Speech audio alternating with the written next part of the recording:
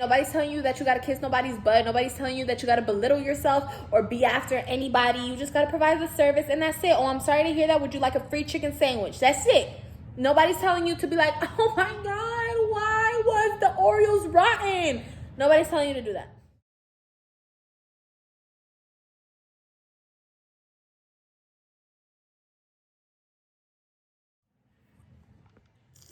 Hey guys, I'm setting up. All right, I'm set up. I'm super pumped. I'm gonna go ahead and get started. 3, 2, 1. Hey guys, welcome back to a brand new video. I'm so happy you guys have decided to click on today's video. I am beyond excited that we're almost at 2K subscribers, so if you guys could please subscribe to my channel and give this video a big thumbs up.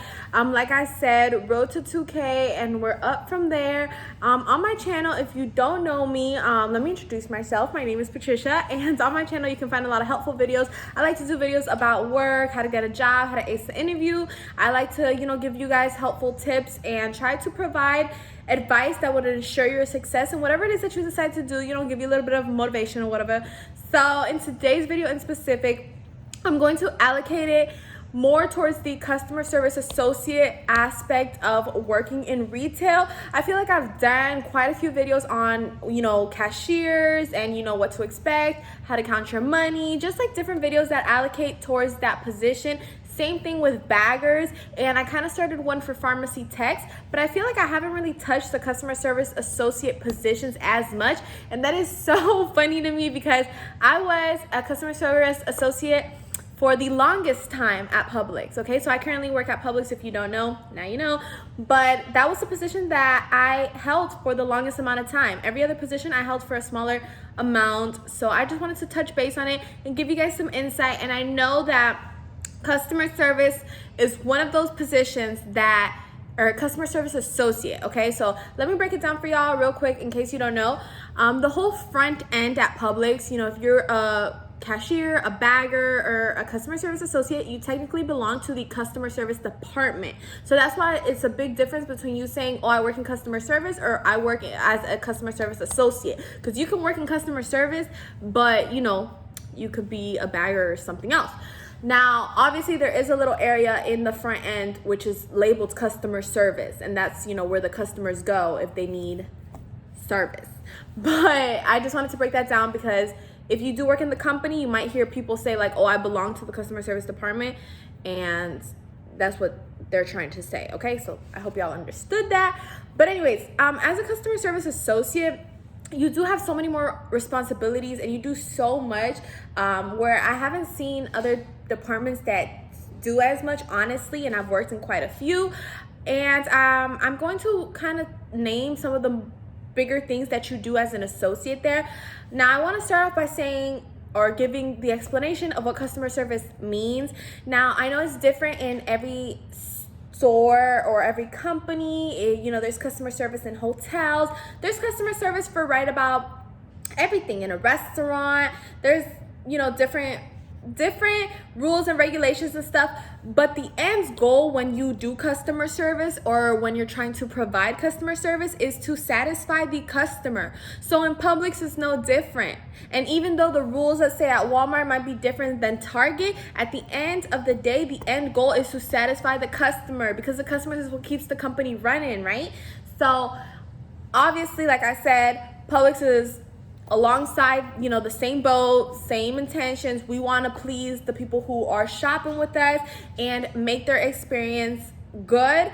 And there are people who try to take advantage of this, which I can allocate a separate video about, because people just, I don't know, they just take advantage of your kindness, I guess, because honestly at Publix, they give you a lot of leeway, okay? To the customers and stuff, they're really good. So it's sad to see so many people take advantage of it, but it is what it is. Now, as a customer service associate, because I know y'all are probably like, all right, Patricia, get to the point. Okay, I got y'all. So as a customer service associate, the top 3 things that you do, and you do more than this, but I'm gonna start off with these, is you do a lot. I'm so sorry. I know you guys are probably like, I want to be able to name the most important ones, but it's like everything is so important, so I'm not, so I'm gonna name the biggest ones. Okay, here we go. The first one you do is Western Union. Okay, so if you don't know what Western Union is, it's where people can send or receive money, make payments, transfer money, stuff like that.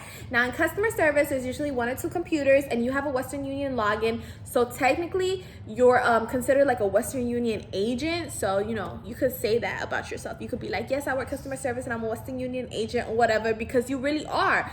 So you're working kind of like with Western Union just inside of Publix though, because Publix offers that service and you have to learn how to use that service because that's the service you need to provide in customer service. So you know, help customers with their transactions. So a customer will come up to you and tell you, you know, oh, I want to do Western Union, and you have to, you know, put your login code and sign into the website or whatever and help them with their transaction. I can allocate a separate video where I tell you guys exactly what to expect in Western Union, because each of these things that I'm telling you guys, each of these big points that you guys do have tips and tricks for each one. But I'm not going to sit here and give you guys a 40-minute long video because I know nobody wants to watch that. So I'm trying to kind of like break it down. And if you are having trouble understanding Western Union, which happened to me in the beginning, and that's okay, because I'm telling y'all, it's like a whole other system. Like I said, you become a Western Union agent even though you're technically a Publix customer service associate. So you're like 2 in 1. You doing everything, baby. You doing everything. So you gotta know, you know, how to really input people's information, because that's all you really do. Like, they're gonna tell you, oh, I want to send money, and you gotta click the send money button, and then they're gonna tell you their name. You gotta write their name, you gotta write their phone number, you gotta write the address, you gotta write everything. You just input information, then click total, and it's pretty standard, like, once you get the gist of it. But it's a big, you know, point for you to know is that you have to be doing money service transactions, which is Western Union. We do not do, what's that thing that Walmart does? Money change, money flip. I forgot the name. I'll try to remember and insert it here. But the only cash or the only money service we provide at Publix is Western Union. So sometimes people come and they ask for another type of money service. I know Walmart has a different name for it. We only do Western Union. So if somebody comes with, oh, I'm trying to do cash flip, or I forgot what the one that Walmart does is, we don't do it. We only have the one I told y'all, and that's it. So that's a big key factor and something to take into consideration. Little tongue twisted. It's something for y'all to take into consideration. Next thing that we do, which is like pretty big up there after Western Union, and I think this one might be a little harder than Western Union, is lottery. Okay, people be wanting to win millions of dollars and, you know, be given an attitude when they lose and stuff like that. And you got to know how to print the tickets, and people get upset if you print the wrong tickets. People don't even want to lose $1 or whatever. Like, it's not that serious, but whatever. So lottery is something you got to know how to do. And the thing with lotto is that on top of you having to know how to do it, first of all, you have the slips on the computer system, and then you got the slips that are like the, what is it called, the ones that isn't from the computer. You got the, y'all, I haven't been in customer service in so long. Damn, I'm not trying to sound like I'm not reliable, because I did this for 3 years, y'all. I know what I'm talking about. I forgot the name. Oh, scratch off. Okay, so not only do you deal with the ones that print from the computers, like Powerball, Mega Ball, Lotto, Cash for Life, stuff like that, that prints out of the computer. So you got to select it like on the little like pin pad from the Lotto computer, which is literally a little system allocated to lottery. You can't do anything else on it. But you also deal with scratch offs, okay? And you got to calculate the money from the scratch offs into what the computer system has. So let me give you guys an example, because I know it might be a little hard. And like I said, I'm gonna dedicate a video just to lottery, because I know lottery is one of those things that is so confusing. I could talk like 20 minutes just about lottery, because I'm telling y'all, most of the girls, including myself, mess up in customer service in the lottery department. Western Union is easy. The cigarettes is easy. The counting the tray is easy. You just gotta know how to count. Everything is self-explanatory. But when it comes to lottery, it's not self-explanatory. It's the truth. I'm not trying to scare y'all, and I think customer service associate is a position that anybody can attain. I think if you've been in the company for a while, you know, you obviously got to move up. You got to be a bagger, then a cashier, and then customer service. But like I said, if you've been in the company for a while, there's no reason why you shouldn't end up there, and then you obviously keep moving up from there. But Lotto, I know, has its trickiness because the computer, or the little, like, it's not a computer, it's like a system for lottery, is going to calculate how much the tickets it is that you're printing, but it won't calculate the scratch offs for you. So if the total in the computer system is $5 because the customer asked for 2 Powerballs and a Lotto, okay, let's say that's $5, and then they want a $5 scratch off, the computer system doesn't register that person said that they want to scratch off. It's up to you to know that, okay, the computer system is $5 plus $5 for the scratch off, so that's $10. So you gotta calculate it. But you know, if they give you $20, you do have a calculator to, you know, subtract and stuff like that. And you know, you can add it on a piece of paper or whatever it is that you need to do in order to not lose that money. But you just have to be aware and know that the calculations aren't all going to be right there in front of you. You do have to add or subtract the scratch offs yourself because it's not registered in the system. And on top of that, Lotto is something that you got to, just like your tills and stuff like that, you have to be counting and you have to be accountable for. So your lottery, you got to count the tray, you got to count the tickets, you got to count everything before and after your shift. So it's a lot more math involved. So obviously, you know, it delays your time and it can get a little confusing if your numbers aren't adding up, which a lot of times does happen. And just to calculate it, like, you got to calculate the numbers and then compare it to a little piece of paper, which is going to tell you how much is supposed to be in that tray or be in your lottery section. And if the numbers don't match, you got to calculate again and see where you went wrong and stuff like that. So that's definitely one of the I would say that's the biggest one in customer service, is Lotto and Western Union, 100%, because those are easy ones that you can also mess up in, and then it can kind of be like a pain. I find Western Union easier. Everyone's different. I rather do Western Union before Lotto, unless it's something simple in Lotto, because lottery is just a lot of like little numbers. You know, Western Union, if you mess up a $300 order. But in Lotto, if you mess up a $300 order, you're dealing with like 100 little papers. I don't know if it makes sense to y'all. I'll break it down in a separate video, but just know that as some background knowledge. And then the third thing that y'all deal with, I'm only gonna name the top 3 because if not, it's gonna be too long. But like I said, customer service does entail a lot. That's what I'm trying to tell y'all. But like I said, it is something that you can learn. And me, I'm a person who, I get bored easily and I don't like doing the same thing every single day.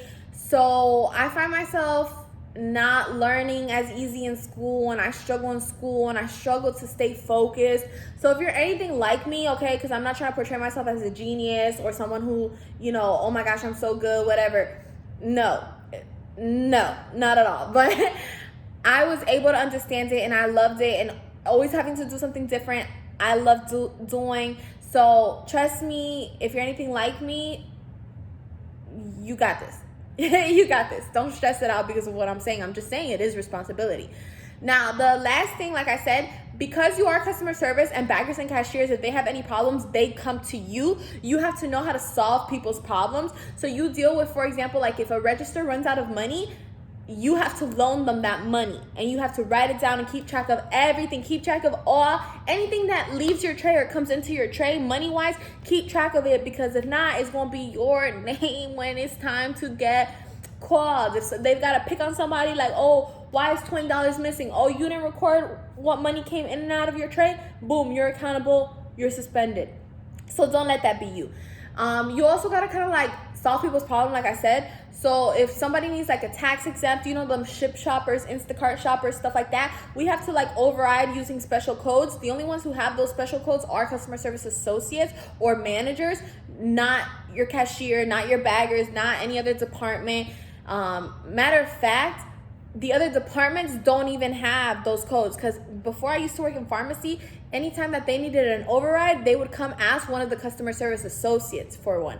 So you're the only one, if you're a customer service associate, who has that override, who can tax exempt, who can fix, you know, the registers and stuff like that. The other thing, also like a little side note, I guess this is the easy part, I feel like, of customer service, is to give them the service that they want. Customers want you to be like, oh, I'm sorry to hear that. How can I fix it for you? Here, take this chicken sandwich for free. That's what they want to hear. That's easy. I'm not telling you to genuinely feel that on the inside. I know like a lot of us sometimes say, how are you, and you probably on the inside could care less how that person is, but you just say it because you provide customer service. But that's what they pay you to do. So you gotta do it, babes, because I gotta do it too. And sometimes I'm just like, not with it, okay? I've been there. I'm not gonna lie to y'all. So just provide the service that they want you to provide, and that's it. Nobody's telling you that you gotta kiss nobody's butt. Nobody's telling you that you gotta belittle yourself or be after anybody. You just gotta provide the service, and that's it. Oh, I'm sorry to hear that. Would you like a free chicken sandwich? That's it. Nobody's telling you to be like, oh my God, why was the Oreos rotten? Nobody's telling you to do that. And then another little side note, lost and found customer service associates. We usually have that up in customer service. We solve people's problems anyway, so they're gonna come to us anyway. And we also deal with like go bags and stuff like that. So if someone leaves, you know, their tomatoes on the register because they don't want it anymore, we are accountable to, you know, call a bagger and be like, hey, can you put these tomatoes back before they turn bad? If someone returns something, we have to take it, and at the end of the day, we have to make sure everything's put back, stuff like that. We do ring up people. We do money orders as well, stuff like that. So I feel like I kind of, you know, covered everything that customer service does, and it's really fun up there, and you meet honestly some great people, and you still have a good sense of responsibility because you're still like in charge of your baggers and cashiers, but you still have management above you, so it's not completely upon yourself to solve everyone's problems, because if you have a question yourself, you can just go ask somebody.